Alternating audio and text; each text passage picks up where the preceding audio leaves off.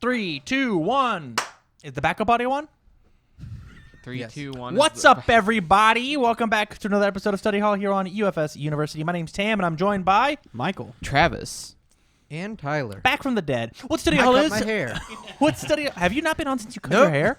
What Study Hall is for the unenrolled is we take a bunch of your guys' UFS topics as well as some of our own, and we sit down and we discuss them for your amusement, entertainment, and knowledge. So with that said, a little bit of housekeeping, guys. I want to say we're like 3 subs away from hitting 400 on YouTube. So yeah, go smash that red button. Yep, smash that sub button, ring the bell. So we'd absolutely love your support. If you have any more that you want to toss at us, go out to patreon.com/UFS University. We're going to be doing the cram session for all of Yu Yu Hakusho. Thank you. I can't remember. For the Angry Brooklyn guy. So, Joey Wheeler. So, we're talking UFS today. How's your guys' weeks in UFS? It's going pretty well. My deck's running fine. I think my side deck is fine. I went to LWG and I tied with Travis, and then me and Travis won the tournament, and then Jeff got 3rd place. So UFSU stormed LWG. Wow, that's crazy. Locals as usual. Whoa, the call out. The call out. Yeah, it's been a pretty good week. Travis. For sure. Sorry. Michael, what are you playing? I'm playing Air Torn Loose still. Still doing the cool fog blanket combos? Yeah. Of course, that card's Fog insane. Blanket's my life. Yeah, that card's really, really good. I'll talk about that when it gets my turn. Yep. Travis. My week in UFS has been interesting, to say the least. Okay. So, like Michael said, I took Evil Dejanette to the LWG locals, only tied with him, got my other 2 wins against Eugenia and Jetta 2, stacking Jetta 1. I am really on crunch time right now because Rockford is in 8-9 days, and I'm still figuring out what deck I'm going to be playing. I have a million different ideas. Right now, I have my mind set on 3 specific things. Sophie under life, Sophie under life, Jetta under death, and Dejanette under evil. That's I have no opinion. Dejanette under evil. But, anyways, that's my week in UFS. Tyler. Sophie under life? Yeah. You just want to do throw Sophie? Yeah. Trophy? Yeah. That's bad. Why? Because Templar's insane in her. Okay. Well, you can off-symbol that. No, you can't. But you definitely can't. but like you could just play Demon Realm Awakening instead. Also, life gives you more life gain. Who cares? I think life gain is insane in that character. Just play Gil. No. Right. Just play Gil. Gil gives speed Just and play heals. Ivy if you want life gain. Nah. I think Gil's the way to go. Well, yeah, but I mean, think Gil's Gil a man. heals and gives speed. Yeah, sure. And draws extra cards. Tyler Clark. Yeah. Back So from I the was dead. playing this real okay Rimless deck. And then I said I hate it. I hate Fog Blanket. Why? Why? I didn't really say that. Fog Blanket just wasn't doing the most. I never really got to utilize it. And also, like, the one time I did, it was against a character that burned me 4 million for existing. So it was like, well, I can burn 2, and then he'll block my attack and kill me. Or I can have him block 3 attacks and then kill me. That was the decision I had to make. So And I was getting all of my, like, my moved from card pool advantage from my character cards. So, like, Fog Blanket, like, wasn't doing anything. But it gets big. So, the one thing I noticed about that deck was that you were playing a shit ton of base 3 damage attacks, and you weren't playing Quest for the Hero Sword, which I think is a mistake if you're playing Fog Blanket. Michael's deck, it's okay, because he already runs a million other 3 diffs that are good. Well, I play a Radiate. So. And that too. Well, the new deck that I'm playing is closer to not relying on that. Until I realize that Consumption's a really bad card, and then I play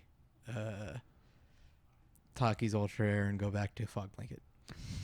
Tam, do you know what Quest for the Hero Sword does? Because you looked like you were pondering over there. So I am the terrible architect, the worst deck builder in the game that built this Remela's deck Yeah. that was getting their ace maneuvers up to 40 damage and killing Goro with it. But no, the deck sucks. I'm just kidding. You can play whatever you want. I don't care. It's a very good deck. It was in a draft, but it was eventually cut just because I wanted to play other 3 diffs. I wanted to play other things, but I don't. It could easily be a card that gets added back in, depending. Like I probably don't need 3 God of Thunders, right? Because I think that card is insane when the cost on it isn't real. So characters or decks that are committed to just readying whatever they commit, like Remelis is. Yeah, I get that. Like, it's just so free. I'll pitch this fog blanket with my fog blanket. I'll pick up this fog blanket. Yeah. Like, that's insane. Yeah, that's good. That's good. It almost makes me want to play that card. Picks up slide shots, too, in your deck. Yeah, that's very cool.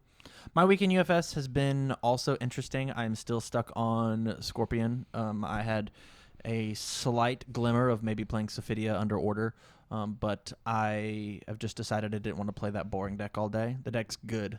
Holy shit, that deck is good. It's really annoying. But I just don't want to. Like I was on a half block of their attack. I was committing 4 cards in their staging area, including their character, and taking 3 or whatever. Yep. And then on your turn, you're just like Ice Hammer. I'm not even playing that. Oh. Yeah, I'm playing Guilt Seeker, Moonset, and Hyperbomb. Yeah. Very foundation What staging control. area? Punk. Yeah. You deny them resources. Real easy to commit everything when there's 5 cards. Yeah, real easy to commit everything with those 5 cards. Yeah.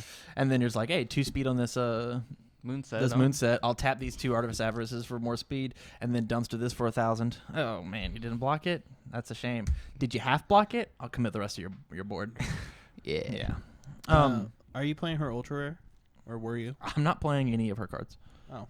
Okay. All right. Like I think all of her cards are bad. I think all of her cards are overcosted. I'm playing.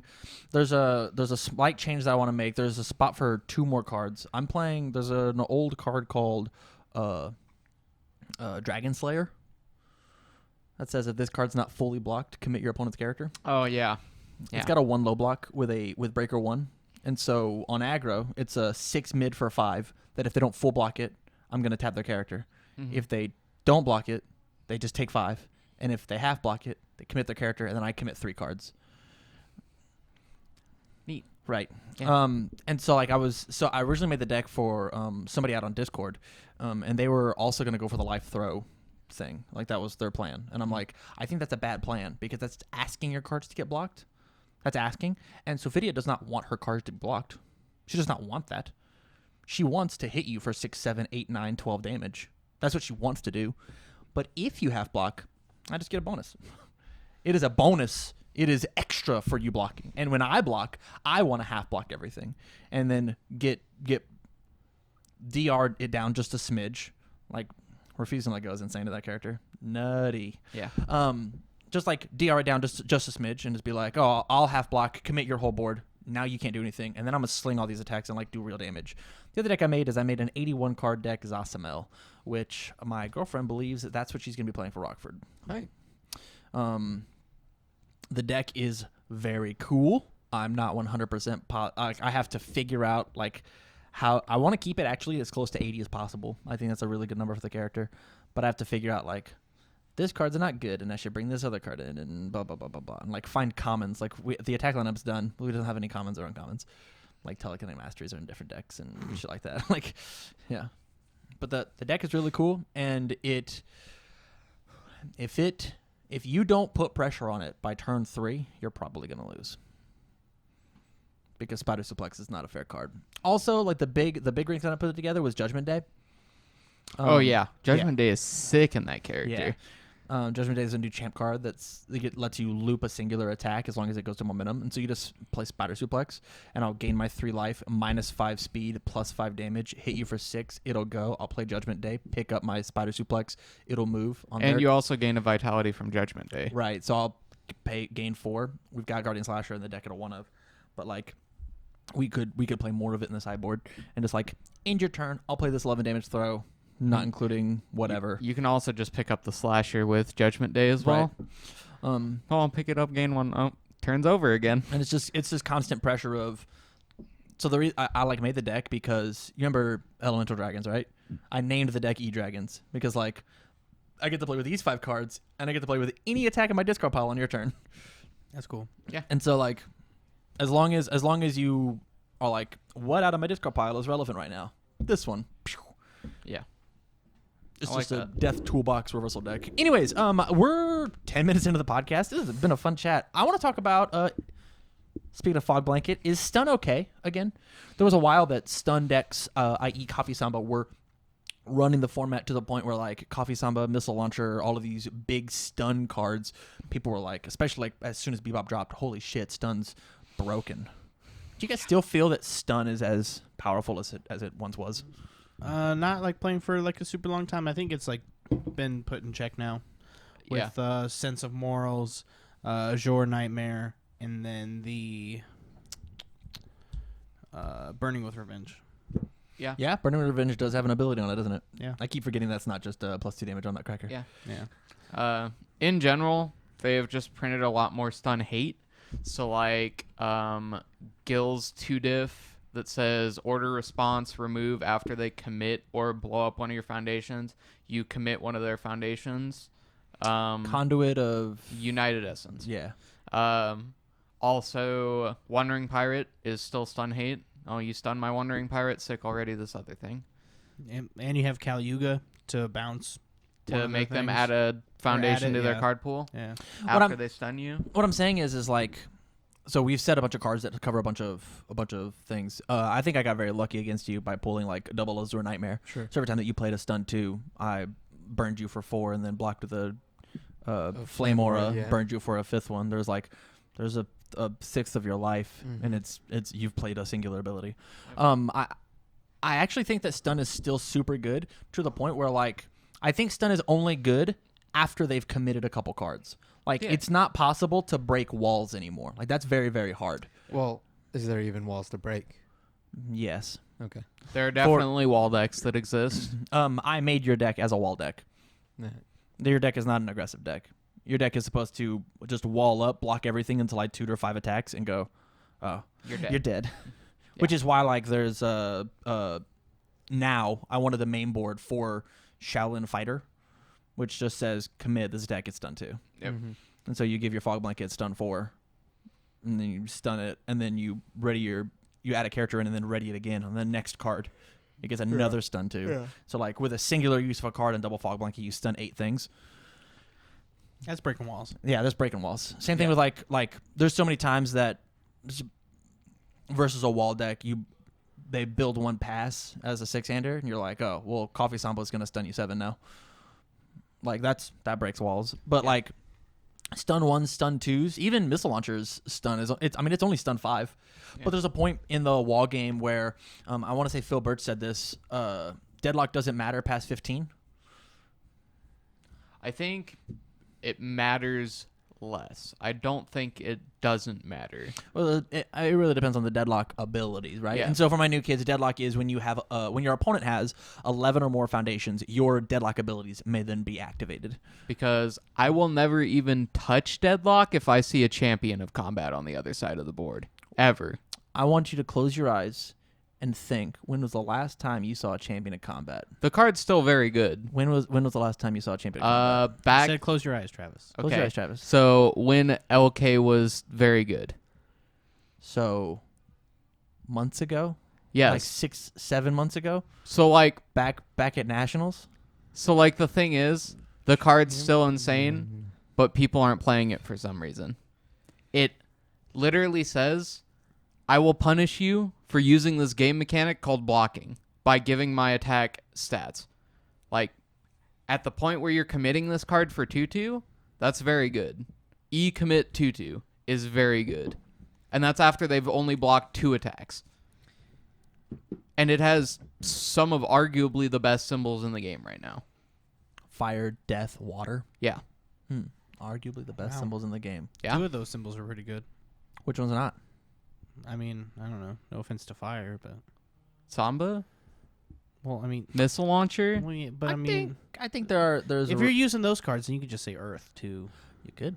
I mean, but Champion of Combat doesn't have Earth. Well, So proud of but I mean, death and water are just better than fire.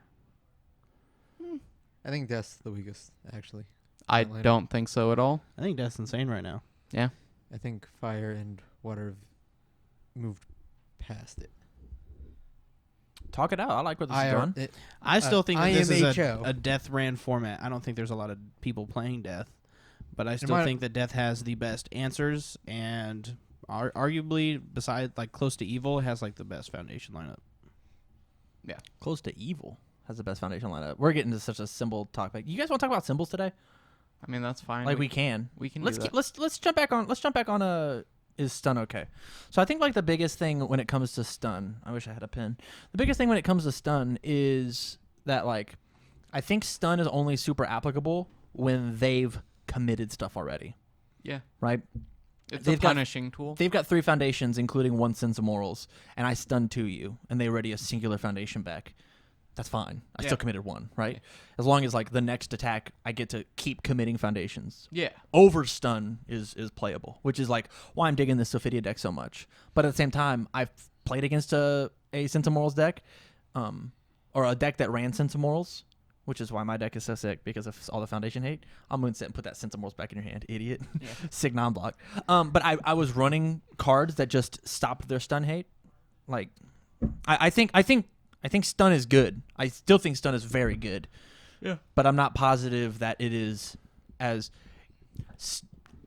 play this card, stun 2, play this card, stun 5, play this card, punch duty, punch duty, punch duty, double. It's Like- definitely it's definitely not It's not jet format. Mad Pro. It's not that anymore. Yeah, it's not. Now, do I still think that the T-Sphere missile launcher decks, the T-Sphere Coffee Samba decks are insane? I do still think they are. Technical sphere for my new kids. Yep. Is T-Sphere. Yep. I still think those decks are insane. Like, I think those decks are very coin flip. I think those decks either feel like they do nothing or they either say I do nothing or you do nothing, and that's how it feels. And Like- that's how fire should be. It Yeah. either burns really hot or it smolders. yeah. Like, I would You're so smart, Dan. Thank you. I would unironically be playing my 100 card Ken list if we had the Sambas for this PTC. Man, if we had moonsets, you might have had the Sambas. I was this close to switching to Sophidia last night. Holy shit, that deck feels so good. You're crazy. You should. you, Do just, it. you just want the Sambas. Do it. What a good teammate. Any last minute thoughts on stun? Obviously, like if you're not playing stun hate, play it. Yeah. There's so much good stun hate that you can be playing under almost every symbol. Can I make a distinction? Yeah. And we talk about that. What's the difference between stun hate and stun deterrents? Do you believe there's a thing? So like a stun deterrent would be sense morals, and like stun hate would be Azure Nightmare.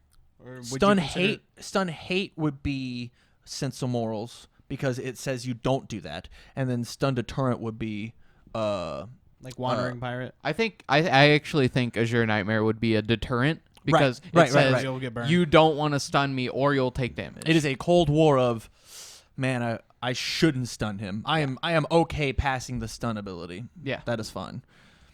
As opposed to sense of morals where it's like, oh, you stunned me. You didn't though. Yeah.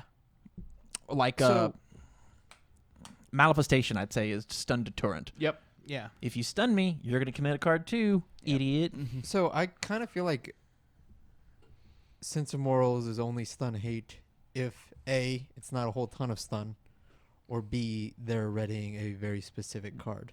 And that is that it. So sense of morals follows it. My phone is blowing the fuck up. Holy shit. I just got 7 messages Nice. like right now. Mr. Popular. yeah. Brag about it. It's my family. Yeah, I can totally see that. Like if they stun like a telekinetic mastery, that's gonna feel really bad, right? They Maybe, stun. Well, like I'll check a 5 ready TK, Yeah. reduce it by 2. All right, Sure. yeah. If I'll tap my TK, check, ready my TK, reduce it by 2. Yeah. But or something along the lines of like a refusing to let go. That would then make it from stun hate into stun deterrent of he has a refusing to let go. I'm not allowed to play that card, which is why Sense of Morals is so good. Yeah. Normally it's stun hate, unless they've got a really good piece that can be stunned, and then it's deterrent. Yep. yeah, Like I would say, wandering pirate and burning with revenge, stun hate. Yeah. Your stun didn't work. It Yeah. negated without negating. Yep. Yeah, and I think that's just like an interesting difference when it comes to the stun keyword, because there's sometimes like the stun deterrent just doesn't work. Yeah. I'm gonna kill you through your burn. The burn actually did not stop the stun at all. Yeah. Me committing a foundation did not stop anything. I just still killed you. I mean, don't I'll pay care if 2 you to just tap 2. did. Right. I don't care if you just did 4 damage to me. You have to now discard 2 cards if you want to do it anymore, and I'm going to Correct. stun the rest of your board. Correct. And that's the difference between deterrence and hate. Yeah. Hate's ready to back up. I think there's a lot more hate than deterrence. Then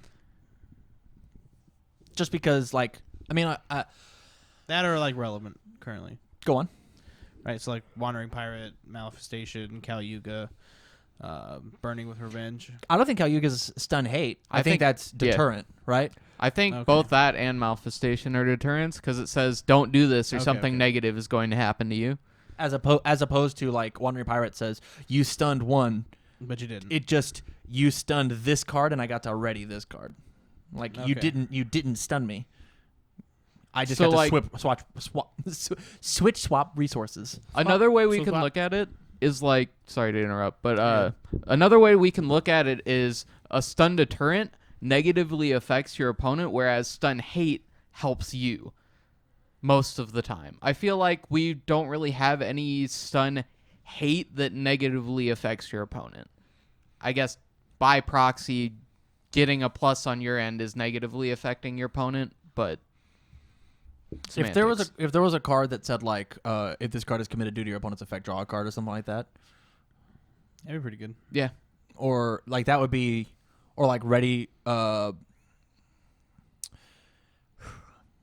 this card, draw a card or something like that. That'd be like too good. But like Yeah.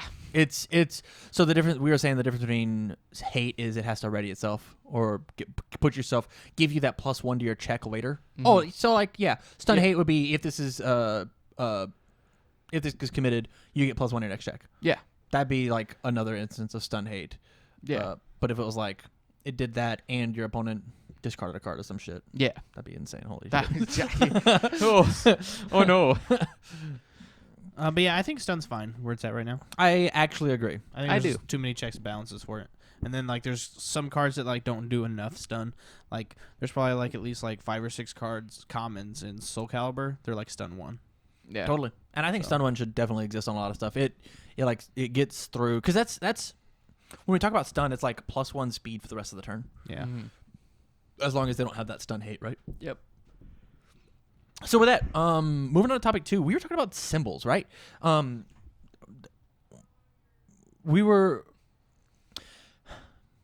We just got in like a big argument, and then we had 3 people at the table say that 3 separate symbols were like the best, right? You said death, you said like fire and water Water is were better than death. water's better than death, and you were saying something. I was saying fire's good. Okay, is it like so? Fire, death, water. I'm okay with you guys like hashing this out. I'm sorry I derailed you back to the topic, but like, do you think it's so divisive? Because like I think it's interesting that I understand we were talking about a very specific card with specific symbols. Yeah. I actually think all's the best symbol in the game right now. Oh yeah. I agree. I think all's insane. I don't think there's any Specifically debate to all that. weapon, or No, okay. Just all. just all. Nutcracker's insane.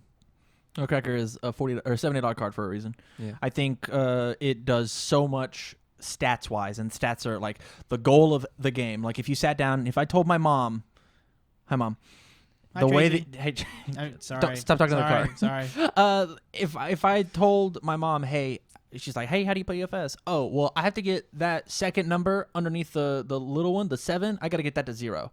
And that's how I play UFS. And All's just really good at that. Yeah. It's really good at making that number low. It's Yep. really good at getting defensive pieces in their hand, and it's really good at making sure that your numbers don't do that. Yeah. Like, it's the best DR symbol in the game, strictly due to telekinetic mastery. Yeah. Which Death also has.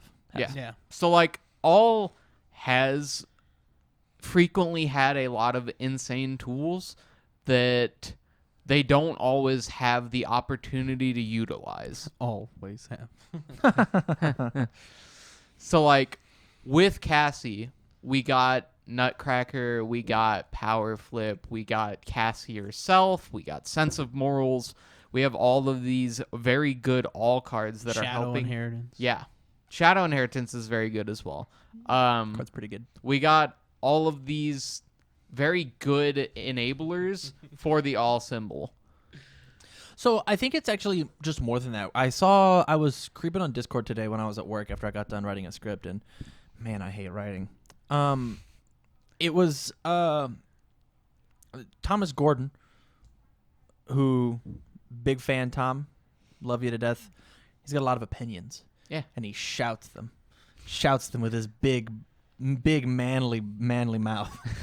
But he was saying something along the lines of, All's super good because it bursts foundations real fast and has no deadlock pressure, but like its entire job is like it's got some really fucking good foundations way earlier in the game, like as soon as you use them. Yeah. And then its deadlock issue is that it's got a bunch of blank foundations on the board.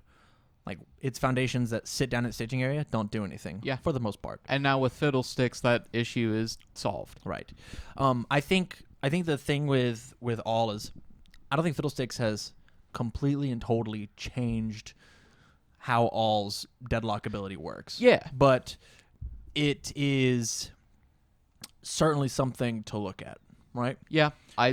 But with that said, I'm not positive that under Death I can see like, hey, this is what Death is really bad at.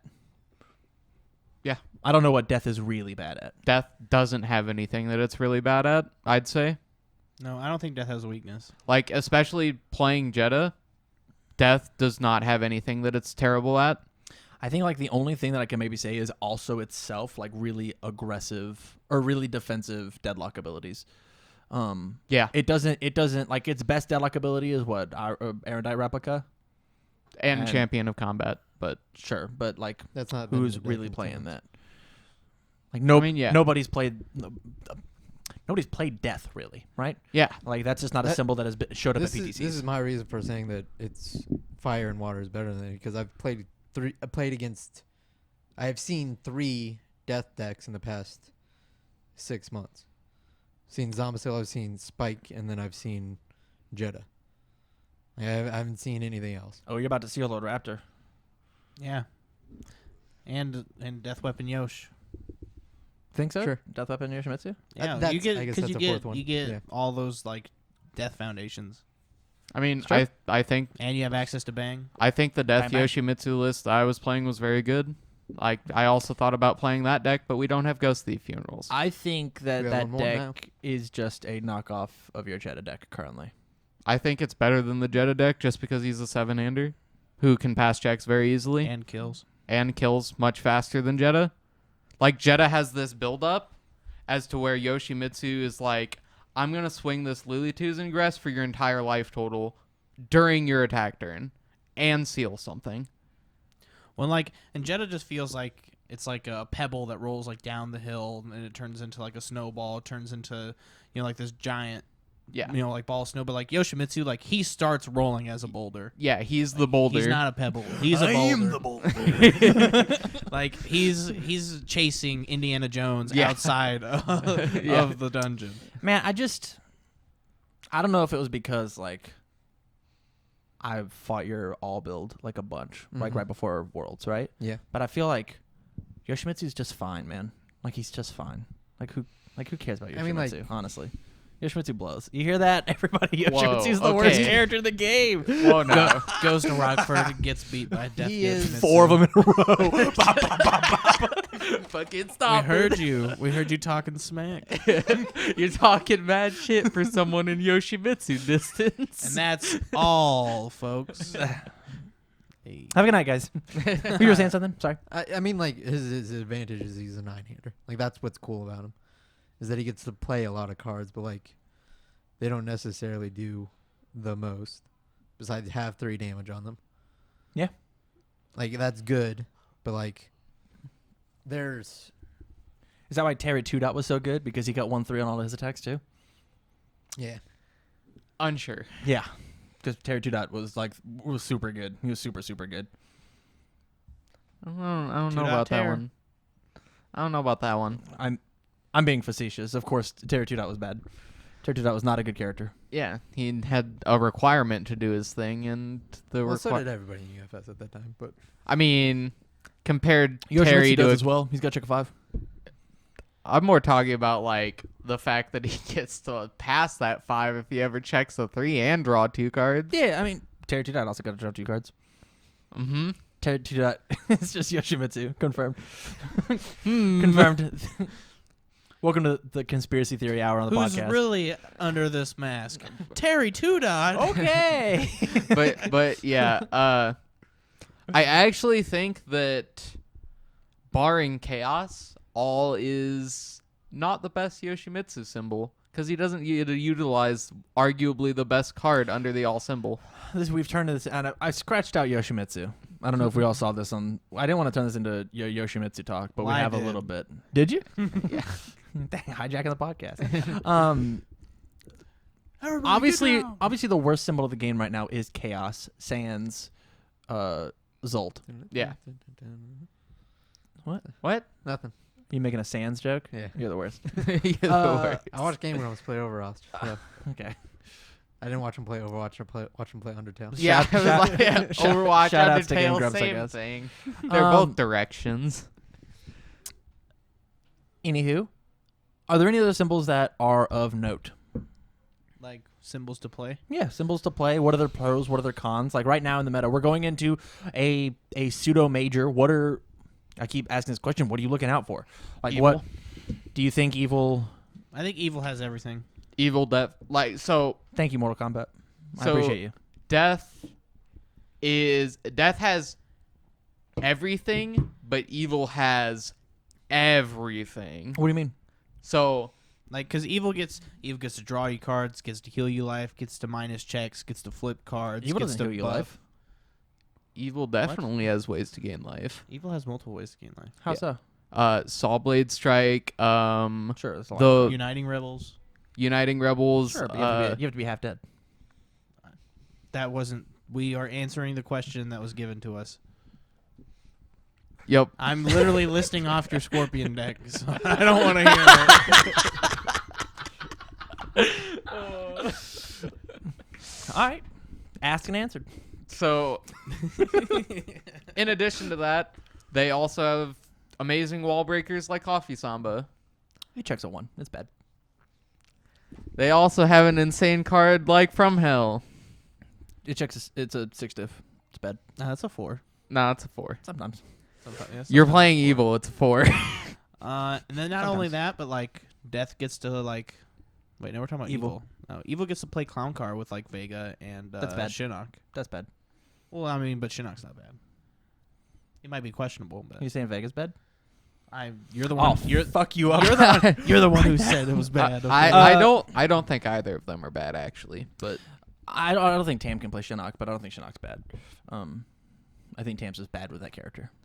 It's just a fact, right? Are there any other symbols? Like, I think Earth is really good right now. Like, I think Earth has all the defensive pieces you could ever want. breaking the breaking the shit out of people. Like, I gotta give a shout out to Shane Duckworth's Jet deck. Breaker 4 was really fucking annoying. yeah. Breaker 4 whenever you wanted. We're not even talking about like the fact that like Dark Cherry Toe in that deck was really dumb. So I think Air is also in a very good position right now because it has a bunch of insane wall pieces. It has Let's Cut Loose, and it can still do the discard from card pool shenanigans with Fog Blanket and stuff like Quest for the Hero Sword, in addition to Krita Yuga, which is pretty insane with Fog Blanket now that I think about it. Oh man, this Fog Blanket has Stun 4 and +3 damage, and I get a Ready a Foundation. Yeah. That is pretty good. Yep. I just don't have a deck to put that in. That is very good. I might have one. No, maybe a deck that's playing 4 Quivering Arrows should play that, huh? Hey man, you do you. I think Void is cute right now. Void Akuma is definitely very cute. I think Void Akuma is Does not stand up. not what I thought it was. Yeah. After playing the deck, it is like, and I think that Akuma deck is the only deck that can play Void right now. You don't think Void Raptor can be a thing? Raptor doesn't have Void. Or Raptor no, one not Raptor. Sorry, Reptile. Or I guess Dumb idiot. Only dumb idiots make that mistake all the time. I'd rather play water if I was playing Reptile. Michael, I do it every single time too. Don't worry. Are you turning it back to me? So that way, Sorry, buddy. I'll always have a way to confirm getting attacks through stuff like Quest for the Hero Sword, and I have God of Thunder and Krita Yuga, and all this insane water shit. Yeah, I think you just play water. Yeah. So like the way I see Void right now is it tries to be a control symbol, but it doesn't have the advantage engine to be a control symbol. So like if you look at a good control deck, they all have good advantage engines. So like Jeddah under Death, the list I'm playing right now, has a bunch of ways to reset my opponent's momentum, so I'm always getting advantage every turn. That, in addition to stuff like Hyper Bomb or his Ultra Rare, whichever one you're playing, gets you advantage through your opponent either not blocking or just debuilding their foundations. yeah. Yeah. Yeah, man. Death. I think Death. I think the thing about like the Void build though is like it does have some very big swing turns. I think Void has some of the best. The symbol does not consistently do this, but if it catches you with your pants down, it's just gonna steamroll you. Yeah, your pants aren't down; they're off now. Yeah, they're in the next state. Like So, I think the Void Akuma deck has a lower explosiveness than the Evil deck because, like, Evil can just build this admission fees and just blow you up on 2. sometimes, If you don't have an answer for it. totally. And I think that Evil utilizes the way Akuma plays a bit better than Void does. Had a shiver. Because, like, Evil is naturally just the I'm going to end your turn, I'm going to hack your check symbol. So, like, he gets to play Cage Fighter, he gets Fade under Void as well, but I think Evil for Fade is better. He also gets the Scorpion 3-diff to loop his Fades and his Sambas and his other Desperation attack. And I think his Ultra Rare is a Fury as well. So, like, he's just got a lot of tools under Evil. I think he has more tools under Evil, actually.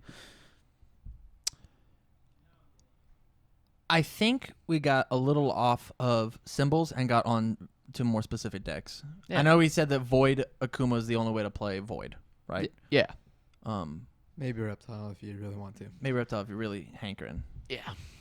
If you don't want to play water because you're James and you don't want to play the best symbol, you got to play the second best. Right. Queen of Hearts Reptile sounds really silly. But, hey, man, it's like dip 1,000. It's like no hand. Yeah. But, yeah, I think we're going to go ahead and bring this topic to a close. We're going to reset the camera and then get into topic 3. Yeah? Yeah. Let's do it. What's up, everybody? We're back into topic 3, and I want to talk about the topic that I brought. I have made a channel in the Discord. A Discord channel, if you so will. Discord. It's a thread in the UFS channel. I talked to Rob, and I was like, hey, I had this crazy idea when it comes to teaching people how to play the game, and it is GOAT format from Yu-Gi-Oh! I think I've touched on this just ever so slightly, and I have taken and perfected my GOAT deck list. It is here. I have made a GOAT's deck. You got the message too as well? I sent it to you. Did you? Yeah, I did. Oh, you just not I did. And so what I want us to do, and I'm gonna have Tyler put this in the description, or I'll put it in the description, or we'll put it up on screen. That would actually be like the coolest. I want to talk about the idea of this, for you two who have played goat format in Yu-Gi-Oh, is goat format is not about synergy, or it's not about archetypes. It's about good fucking cards. Yeah, generically good cards. You take a bunch of good fucking cards and you cram them in a deck, and then you play the game. Yep. So what I have done, if you've noticed up on the screen, or if you're following along on Ultra, is I have taken and I have said I've abandoned symbol chaining, and I have taken and made a perfect deck. There's the exact same amount. There are 3 high attacks. There are 9 high attacks. Is that true? Hold on. I think there are 6 high attacks, 6 low attacks. The rest are all mids, and the block zones are all even. So every one of your every low attack has a high, mid, and a low block. Every mid attack has a high, mid, and a low block, and every high attack has a high, mid, and a low block. I'm not sure about block zones, but they all at least have it. Every single keyword is represented. Well, so that gives you the whole deck as opposed to just the attacks, right? Okay. And you only play one non-block attack, which is a mid. And it's Ryu's Shinku Udoken, your finisher. we're playing as Ryu. Yeah. And I believe that's the best starting character. Yeah, The I agree. point of the deck, if you can look through all of this, is that it is meant to just play fundamental, good-ass UFS. That's the point. Right. Fuck symbol chaining. Fuck combos. The only thing that you're supposed to do is play attacks, play blocks. Use your foundations to pump your attacks. Use your foundations to minus their attacks. Yep. How do you feel about this way to teach somebody UFS? This is... Somebody sits down, and what made me think of it is during the pre-show, we talked about the structured demo decks coming back. Yeah. I'd actually rather see something like this come back, where it actually just abandons symbol chaining altogether. I think symbol chaining is actually bad for teaching the UFS because it locks you into doing a thing. It locks you into doing a thing a symbol does as opposed to playing the game. We showed Michael Lord Raptor. He has not made a non-air deck yet. I made one. It was very bad. And he didn't like it, and he was so stuck on it for the same reason that I was given Dr. Wily 1 under death, and then I kept playing death decks. Yeah. That's all I did. I didn't learn to play the game. I just played death. And it took me months and months and months to learn to play UFS, and so now I can play any symbol. I'm the universal fighter now. But so... Every card in here has an answer to every card, just like in GOAT format. If you played a GOAT, then I'll play the card that can swing 4 times. Sure, a priest. Right. If you played a Spirit Reaper, I'll play... Nobleman across out. right. Yep. Like, there's one answer, singular copies of every answer in the game inside of this deck. Everything that we could possibly have, there's an answer for it. Is there a breaker card? Perfect. We have Profane Sanctuary. Are you attacking too much? We have Hanya. You have a stun card. We've got... Where is it? There's a card. We've got God of Thunder. God of Thunder. Like, you want to draw a card off of a Sagaki offering? I've got Venomous.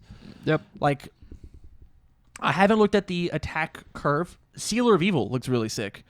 Of just like, oh, I'm at -6, -3 damage. Oh, that Confronting Jet is very good. Knock it off. Yeah.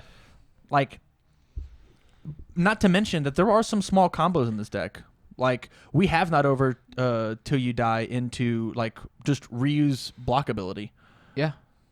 Well, No, that doesn't quite work. Sorry. yeah, that doesn't. Dude, or like My bad, my bad, my takedown, block it, play Kikisho, put the takedown into your momentum. Right. Then play like Caltrops.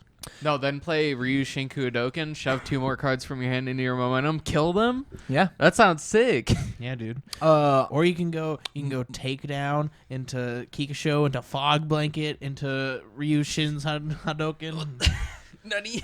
Like, there's some actual synergy inside this deck, but where, to the point where I want to, and the goal is to take 2 of these decks that are exactly the same and put them up against each other. That actually So- sounds like a lot of fun. I'm going to stop talking. I want you guys to talk about this deck. Tell me what's good. Tell me what's bad. Tell me what's good. Tell me what's bad. Tell me what stands out to you. So you have design for combat. Why don't you have Balance Fighter in here? Because I actually don't want to reset speed. I actually think commit reset speed is actually too powerful in the format. In this little one. Just because my character just gives 1/1. Like it's really hard. That and like Ryu Shinku Hadoken is your main finisher, and like the way you finish a game with that card is by EXing it once or twice and then powerful a million. So you don't want them to just be able to block it for free. Yeah, and there's only like a singular foundation destruction, which is homing missiles, and we only have one answer to it, which is, I think it's in here, right? Did I get rid of it? I might have gotten rid of it. Ageless? I thought Ageless was in here. No, Ageless isn't in here. All right, we might have to put that back in. You got all the other Raiden foundations in Yeah, got me. No, but like it's just little stuff like that, right? Oh. Like, yeah, I think I think Balance Fighter is just too good. Yeah. And Okay. honestly, there's not a lot of discard except for Design for Combat, which is set of one of. So like if you see that cute little 2-card combo. Yeah. Oh man. Yeah. Tyler, anything? Any thoughts? My only thought was like the efficacy of Hanya. Yo. Like, is it any good actually? But it looks like there's definitely enough weapon cards in here that, like, Yo. you could utilize it actually rather than just have 1/1. Originally, there was a Swordfish 2. Okay. Originally. But then I looked at the deck and was like, I actually don't want to waste 2 Swordfish 2s in this deck. It's a demo deck. I want to Yeah. keep these 40 cards together. There's not a singular ultra rare. The hardest cards to get are Ryu Shinka Hadoken and Kokosho. Everything else is a common, uncommon, or rare. There is not a single ultra rare in this deck. Even Hyperbomb? Hyperbomb is like a platinum rare or whatever. A platinum rare and And- a starter And card. it was also the prize promo, support. yeah. So yeah. So like you can Okay. you can easily get this whole deck. I'm sure we have a bunch on stores though. I think like the hardest card for us personally is Let's Cut Loose, just because like we haven't accumulated enough to like spare 2 of them because everybody's playing those 3 symbols. But like yeah, Hanyo is in there for the other half of Ryu's bait of he wants to full block something once, and then he doesn't necessarily care because he wants to draw that extra card. Sure. And so it is a back and forth of, oh, you didn't do that thing, Ryu? Then I'll breaker 1 you for the turn. Oh, Sure. I didn't block this. End your turn a little sooner. It was more for the respond commit, but like if you happen to get a weapon, that's neato. So I like the concept. Mhm. Now, I don't think this will ever replace demo decks, and here's why. Tell me why. So, from a Jasco perspective, when someone is getting demoed, they're trying to teach them the entirety of the game, per se. So, removing an entire mechanic from the game is not an efficient way to teach someone. You think so? So, I think it's fine after they've already had the initial demo game to, like, get more nitty-gritty into the mechanics of the game. To solidify. Yep. Like the information To that you solidify. just received. So it's like, it's a reinforcer. So like this would be a good reinforcing tool. Like after they play a demo game, you pull out these 2 decks. Hey, we're going to play a very vanilla value, very nitty-gritty UFS game just to solidify these rules and make sure that you know everything. So here's, if I were the head of Jasco, if I snuck into Ryan Pham's house late at night tonight, I've got my plane ticket and everything, and I took and I strangled him to death until his eyes popped out of his head. Notice how many times we've said death on this segment. What I would do is, once I sent out all of these demo decks, 2 each to every Premier store, or like gave these lists out, they're all shiny or whatnot. The first time I sat down and I demoed somebody, I'd say, hey, we're both going to play as Ryu, and I'm going to teach you how to play the game. Our foundations aren't going to do anything. The foundations are just there to pass checks. We're just slinging attacks at each other. Mm-hmm. And so the point is, I think the game's very complicated. I know it's complicated because I just wrote a script on how to play UFS. Like I typed out, hey, here's how you play a turn. And my script is like 4 pages. Yeah. I played Foundations. You played Foundations. I played an attack. The game's over. 4 pages.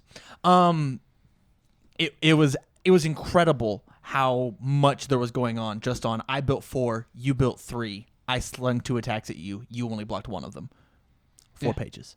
What this is doing is this is teaching you what is an enhance, as opposed to what's an air enhance? What's an earth enhance? This is, hey, just play. So it says first enhance on homing missiles, right? Yeah. Because of the word first, you have to do that first, or you don't get to play it at all. Oh, okay, I'll do that. Yeah. Enhance. I have to. It says 4 colon. Oh, in order to use that with Sagaki offering, you have to check a 4. Oh, okay. I'll check my 4. Oh, all right. Well, now, hold on. I saw that check a 4 on Sagaki offering. So now in the next game that we're playing, when I see OG Mecha Ninja, I know that check a 5 means that my meta tag gets a damage or gets a speed or whatever. Okay, cool. I now can correlate that together. Right? Yeah. The attacks, the point of this is when we first sit down and I'm teaching my mom to play UFS, I don't give a fuck about the symbols. I don't give a fuck about what the cards do. I care about the numbers because I got to get that other number a little lower. I got to get that other number to 0. Yeah. Right? And then after we've played these super basic baby decks, I then go, hey, here's Lord Raptor. Now that you understand how mechanics work, now that you get what an enhance and a response is, because there's plenty in both, there's all of it over. Let's do some stuff. This is what your character wants to do. Pew, play the game. And now you know what you're looking for. Yeah. As opposed to, hey, you're gonna play as Goro from King of Fighters, and during your demo you're not gonna block because it's better for you not to block. That's a shitty way to play the game. Yeah. Is to like lock them into a character, Right. Yeah. or to lock them into a symbol. Correct. I can see that. I I think. Go ahead. I also think symbols don't matter until you get to the deck building portion of the game. Totally. That's what I was about to So say. like, who cares what if the deck was all on symbol? They're not paying attention to that anyways because they're not even being taught that that's a thing they need to pay attention to. And Because it's a demo deck. as the person who's demoing, they're gonna ask you, hey, what about the symbols? And say, doesn't matter right now. They've played for a week. Hey, I want to make my own deck. How do I do that? All right. Well, you see these 12 symbols? You get to take and go on Ultra, click that symbol, click Standard, press Search. You get to take 60 of those cards and put them in a deck. You don't get to take and make a Death All Chaos deck under Yoshimitsu. You don't get to try symbol. You just don't get to. Me as your coach, me as the person demoing you, you don't get to dual symbol. Right. If you want to learn to play the game, you get to play one symbol, which means it doesn't matter what symbols. It doesn't matter deck building wise. You get to play all, or Death, or Chaos. Since this is the Yoshimitsu podcast. What's up, everybody? Back on the Yoshimitsu treatment here. The Yoshimitsu. Yoshimitsu treatment. Yeah, dude. Oh, well. He got punishment time, baby. Definitely not stealing that. Definitely not stealing. Trademarked. But does that change I- your mind at all about what I'm saying? I like it. It's just it's a more advanced yet like simpler demo, because like in a demo they're not going to learn everything, because from the demo decks that I had saw last, there wasn't every keyword Totally. or every game mechanic in a sense in it. Totally. But like these will, and so I think it's a great learning piece, and I wish that this is how I was taught to play the game. But Raptor is also insanely easy, and it says I don't have to care about your ease. Yep. And I get, It's so easy at One Worlds. Shout Yeah. outs to Ashley. hey, Hey. no offense, no offense. What? No Deck's- offense, Deck's Ashley. good. You're garbage. Whoa, You don't Whoa, deserve it. Travis is throwing things. He's so mad at you. Just kidding, Ashley. We love you. You were saying. So I still think that Jasco would not implement this merely because their demos are so based on the cores of what they're trying to sell the game for. So like when you look at a card, the first things you're going to see are the name and the symbols. Oh, when you look at a card, the first thing you see is the picture. Well, the picture, but the name And the Ryu's like, symbols. Flexing on them. So when you look Chun-Li's at that,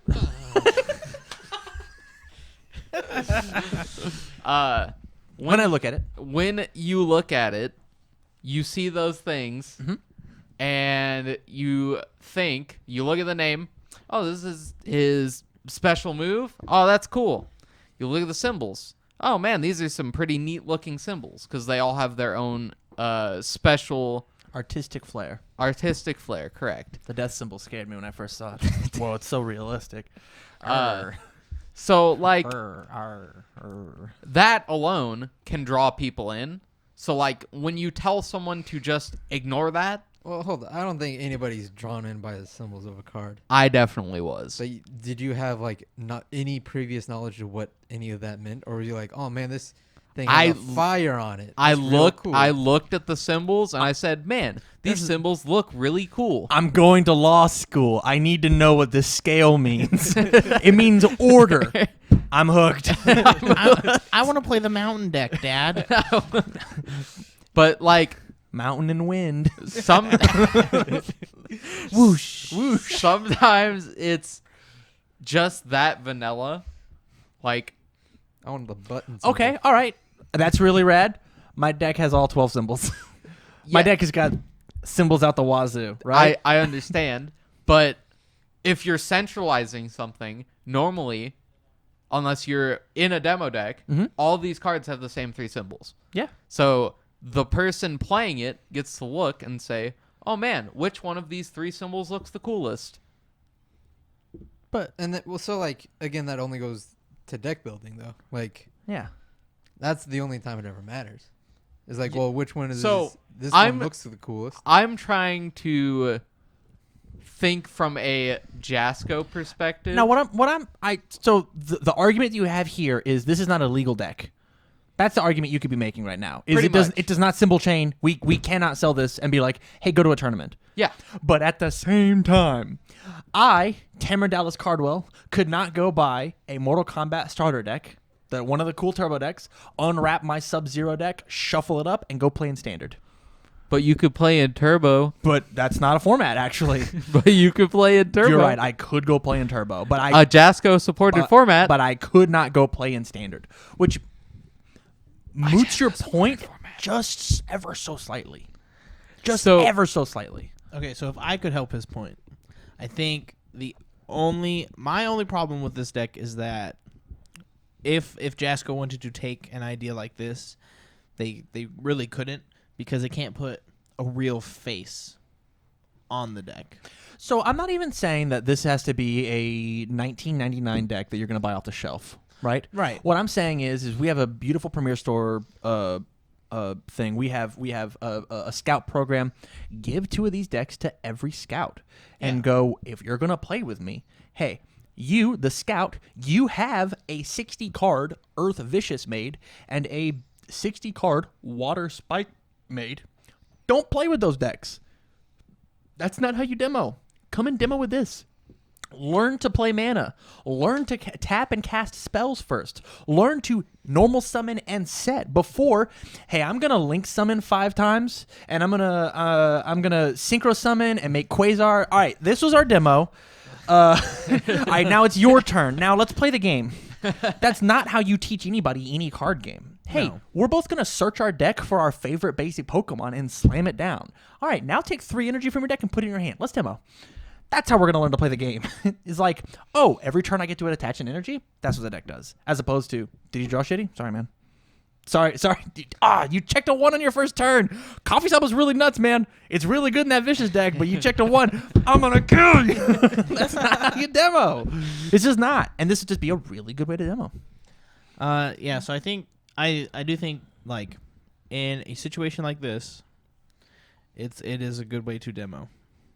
I think even if you do give like 2 copies to a store, or you give a list to a store and they make 2 copies, I still think it's a harder draw in, because they still, like, a player can't put like a true face on the deck. Like, oh yeah, I know that's that one Asian dude that is in that fighting game, right? When, you know, like, they like Mortal Kombat, or, you know, like something else like that, or like they're more, E-Honda is who you're thinking of. That's Street Fighter, not Mortal Kombat. but like, because it is a GOAT deck, there's not one real prominent card or Totally. Character. Which is Or part character. of the beauty of UFS, right?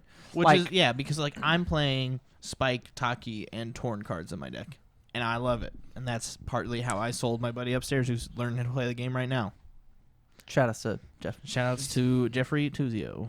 I think this is a very good first look at the game, and then the Spike and Vicious is the second look at the game. And I think I definitely do think it's good. I think it's a good idea, and I think honestly that like stores should have something like this instead of like the 2 turbo decks.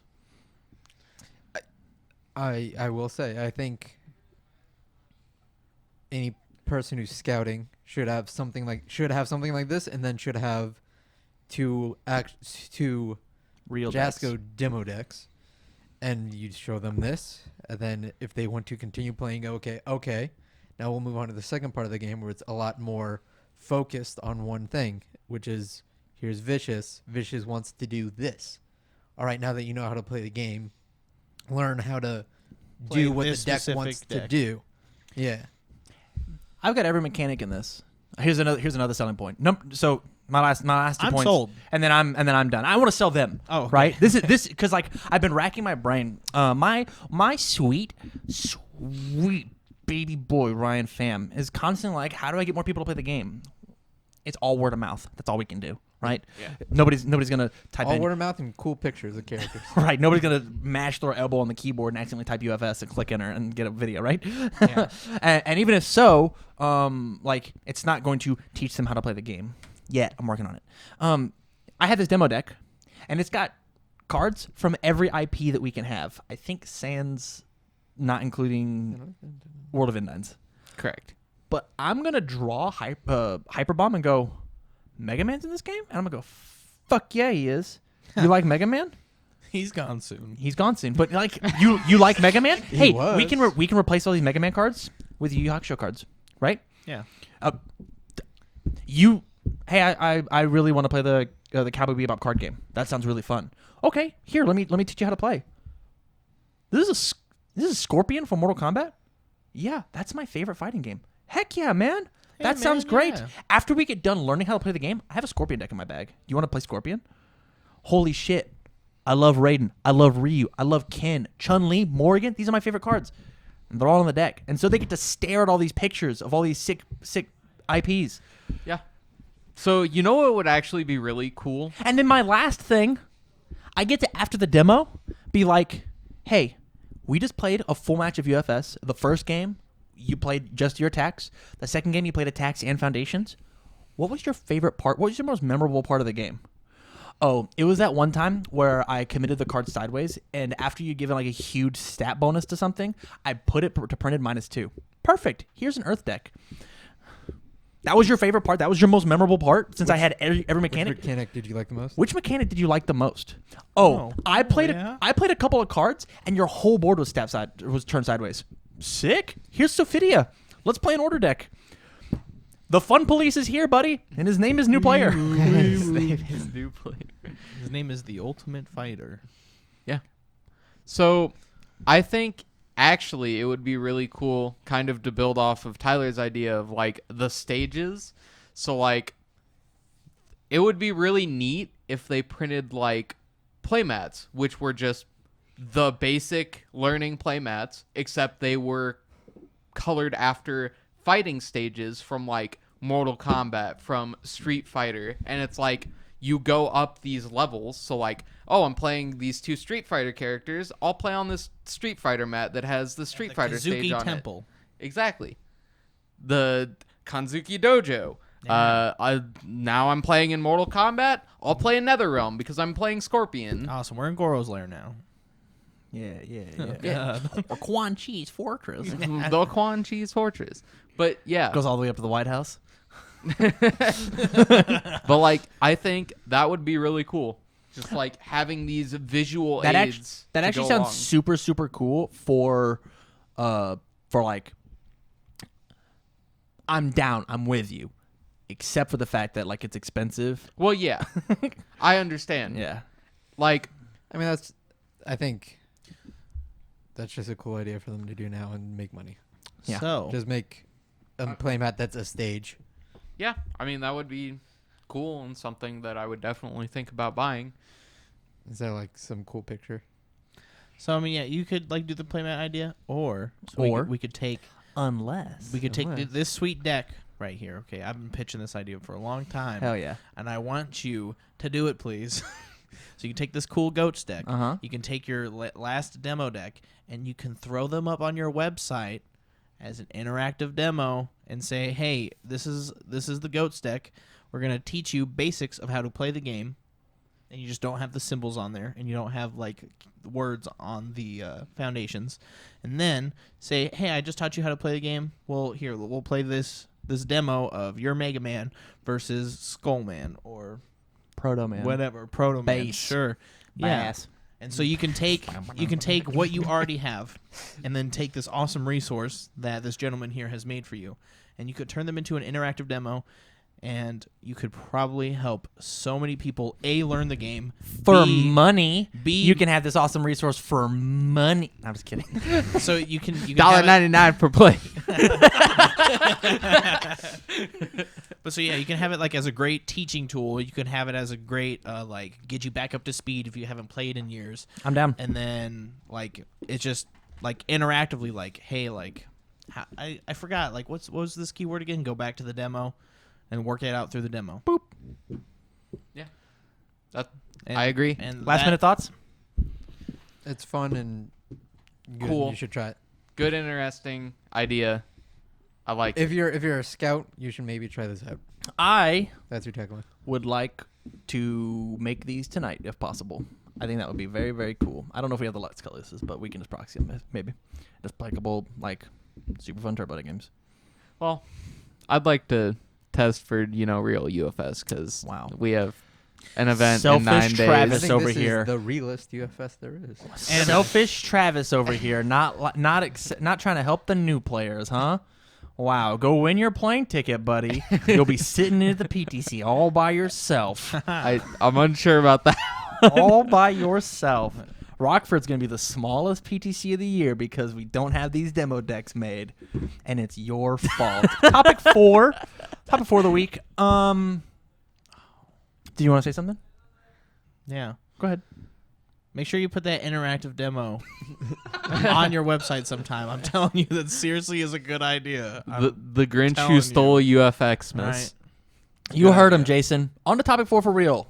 Me and Travis, a while ago, apparently Travis and last Monday, Travis, me, and my computer.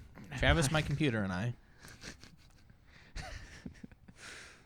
Travis TNT Tangerman and me. So stubborn.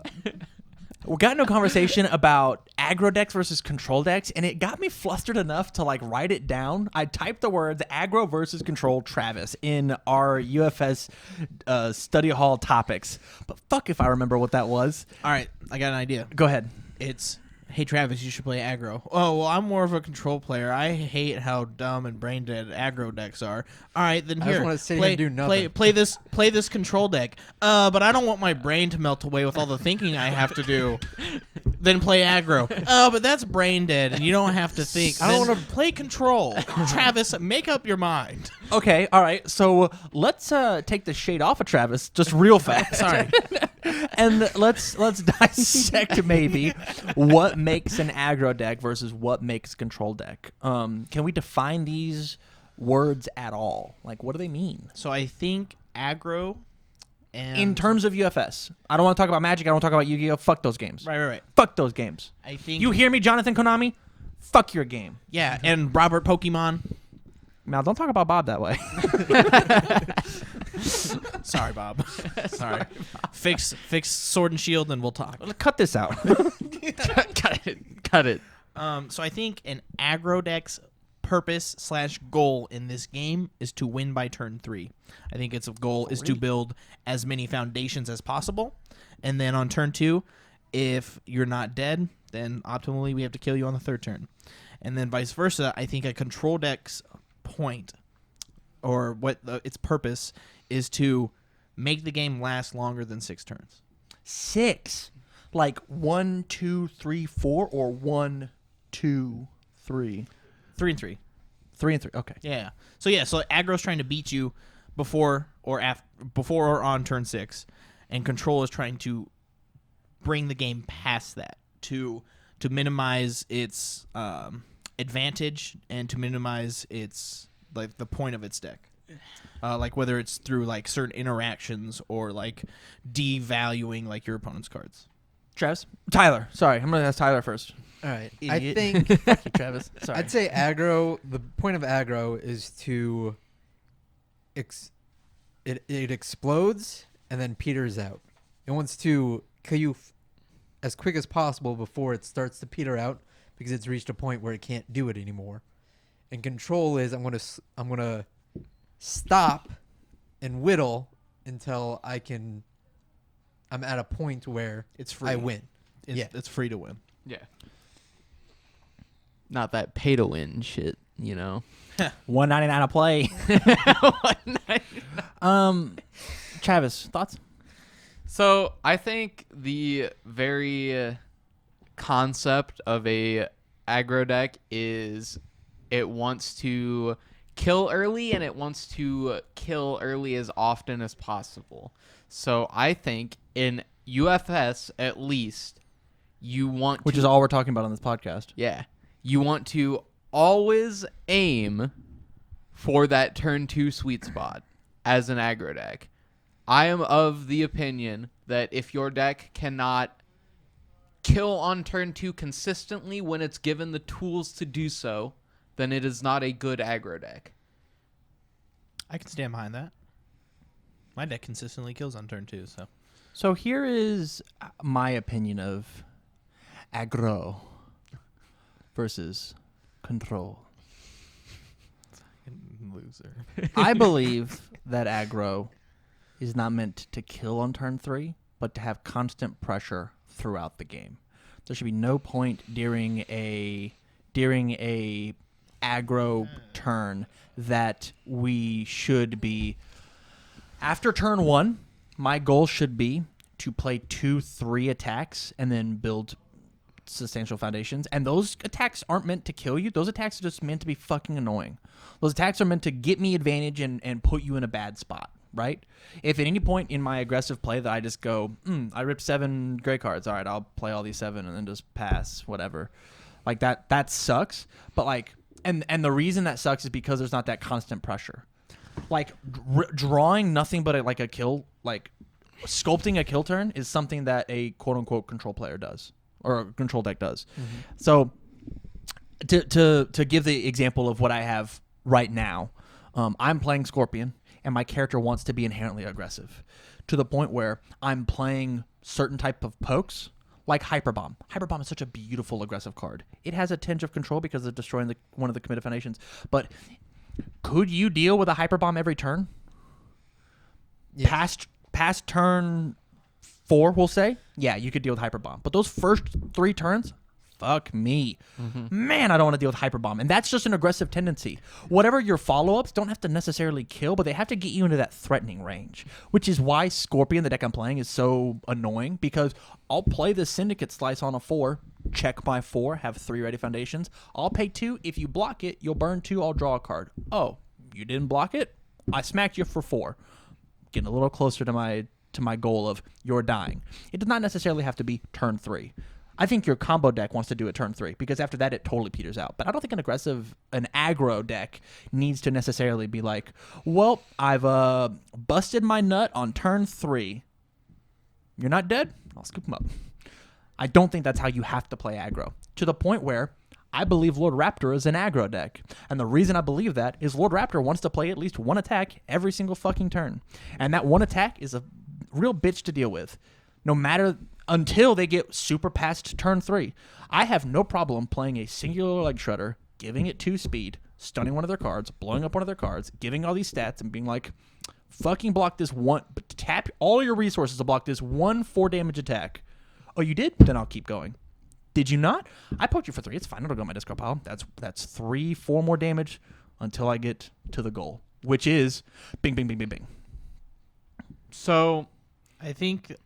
Sorry, no. I think you We're about to have a actually big long discussion about Lord Raptor, and I apologize. I brought it up, everybody. I think you actually Strap it. just described a control deck better than an aggro deck in the fact that control has a constant pressure whether they draw attacks or not, because it's not an if they're going to kill you, it's a win. Sure, but I feel like as an aggro deck, so it's as an aggro deck, we have a scale, right? It's not like a singular column. It's like a pendulum swing.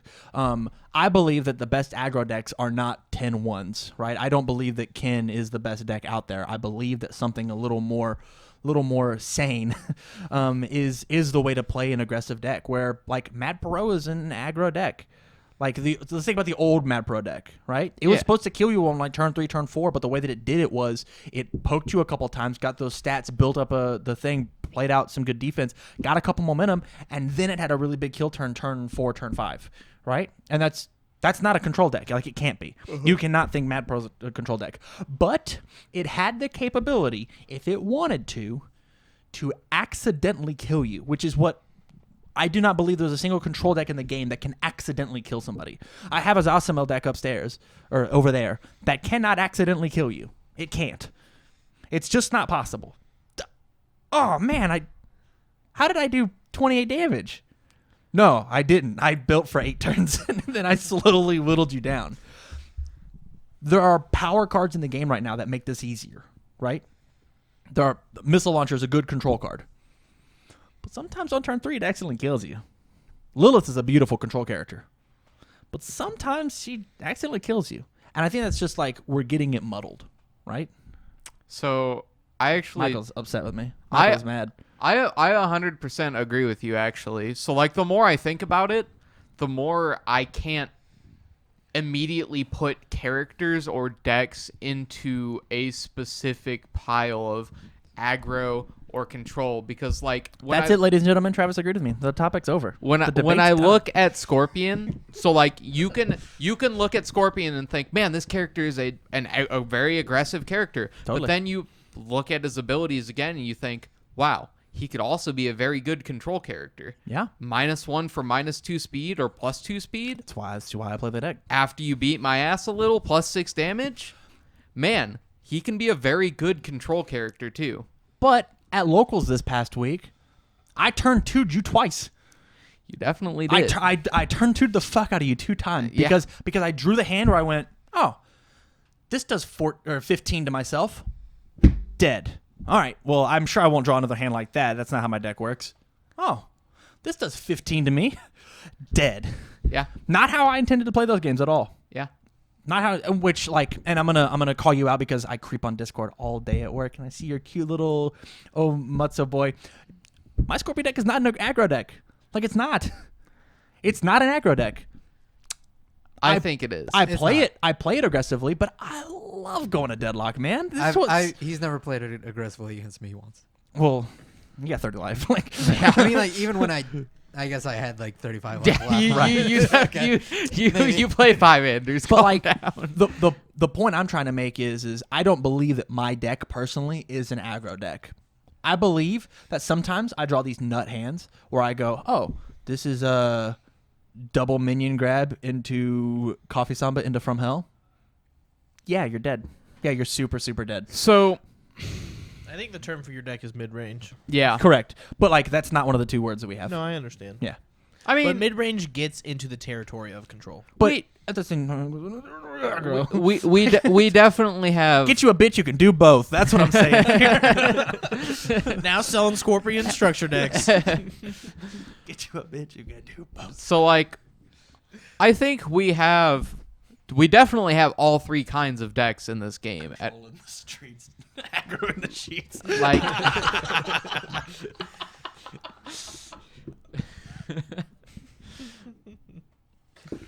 my apologies. so like, I think we definitely have all 3 kinds of decks in this game. We have our aggro decks, our control decks, and our mid-range decks. Sure. But I think the lines are a lot more jumbled than in any other card game. So, like, we don't have very dedicated and clear lines. Okay. That say, this deck is X, this deck is X, this deck is X, unless you want it to be. So, like, at the end of the day, the way you play UFS and the way you build your deck is the way that deck is going to play regardless of what your character is doing. If you're playing Spike 1 under life with Tengu Dive and Scorch Wheel, and you want to just go face and kill them, it's an aggro deck. If you're playing Spike 1 under Death and you just want to sit there with Telekinetic Mastery behind a wall until you finally kill them, you're playing Control. You're played forward, yeah. Like, you're playing Water Spike, you're playing a hand hack deck that just accrues value by being the water symbol and eventually kills them, you're playing mid-range. Michael, do you have something you want to say before I change topics ever so slightly? I think Travis talked about it a little bit, but I think that the point of a control deck is to poke, build, pass. I think good control decks poke, build, pass, not build, pass, build, pass. I think control decks are supposed to have really annoying attacks that they just like. This is the one attack I'm going to throw this turn. It's going to actually do something. It's not going to just like pewter out. So I know it's a little off of what we were talking about, but I'd have to agree with Travis that I think your aggro and control decks are a little mixed up. That's just my opinion. I think control decks are supposed to be annoying. Like that's their whole goal. Is I'm just going to be annoying the entire game. Yeah, and I still stand by an aggro deck needs to do what it needs to do by turn 3. I don't think that an aggro deck should mess around after turn 3, whether it's their third turn or it is the third turn of the game. And I think control. I think the game is so much easier for control against an aggro deck like past turn 5. I have something that we might be able to turn into a whole topic because we're already running a little long. We're like an hour 20 on this podcast. Do we want me to save that for next time? Yeah. Or okay. All right. But what is it, though? You'll find out next time. All right. And you'll find out next time. Thank you so much for watching this episode of Study Hall here on UFS University. Give us your opinions on aggro versus control. Am I wrong? Is Michael wrong? Is Travis wrong because he agreed with me? You agreed. I did. Tyler, I want you to loop it 8 times. Oh, God, no. Cameron, I have to agree with you. What? What? No, yeah, that was just. Oh, that was Travis? Oh, thanks, Travis. Appreciate it, man. You sounded a lot like Michael. That sure sounded an awful lot like Michael. So with that, do all the cool stuff. Like, share, subscribe, Patreon, YouTube, 3 subs away, and stay learned. Get learned. Ben learned. Goodbye. Have See a you guys. great and awesome day. We love you.